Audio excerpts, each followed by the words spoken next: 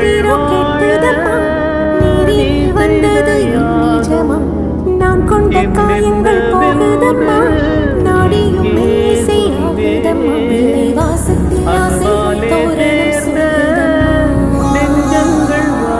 நெஞ்சம் ஆனந்தமே தியாகம் எங்கே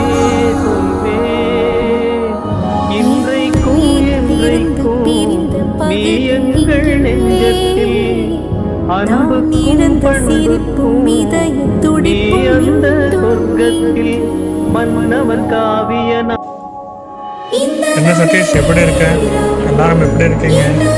உன்னை நினைச்சா எனக்கு பெருமையா இருக்கு. யாரோட துணையும் இல்லாம இந்த அளவுக்கு நீ முன்னேற வந்திருக்க நினைச்சா எனக்கு ரொம்ப சந்தோஷம்.